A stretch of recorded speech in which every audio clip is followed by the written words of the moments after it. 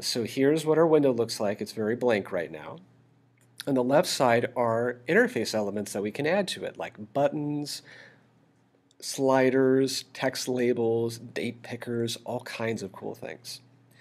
For the Hello Purr project, we're going to need a button, which I will just grab and drag onto the window and release.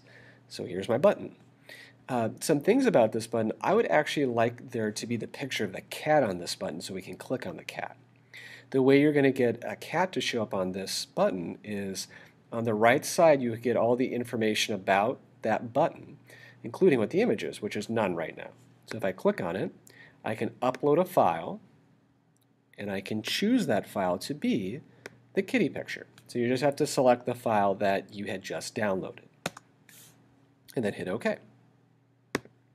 It'll upload it, and then there's our cat. Oh, but there's this text over the cat picture. I don't like that. So over here, if you scroll down a little bit, you'll see there's a text section, and you can just delete all that text. It'll update now, and we now have a cat without text on top of it. That's great. All right, so the next thing I want to have in our Hello Purr project is a label that allows us to give directions to the user. And what I'd like it to say is pet the cat.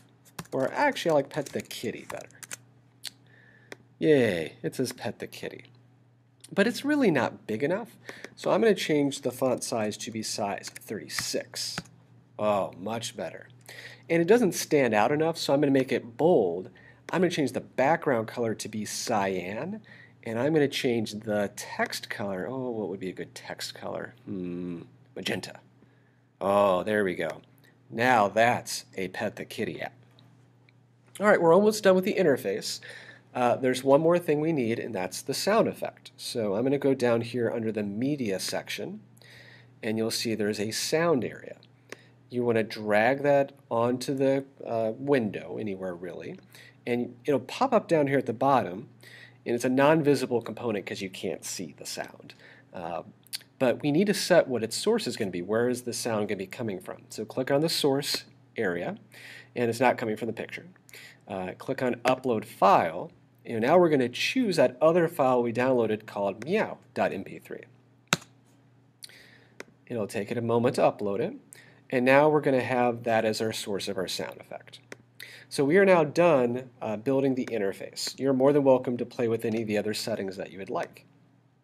The next thing we need to do to make this an interactive program is go to the blocks section.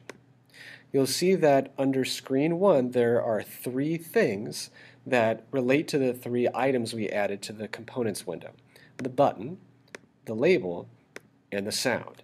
And we can use those to make our program interactive. If you go to button 1, you'll see an option here called when button 1 is clicked. I'm going to drag that over and drop it in the blocks window. Now when this button is clicked, whatever is in the do section will be executed or run. So what I'd like to have happen is for a sound effect to be played. So I'm going to take the sound, which I just added to the design window, and I'm going to play it. And it needs to lock in here just like that. And you should hear a clicking noise, just like a Lego piece. And that's it. Our program is ready to go.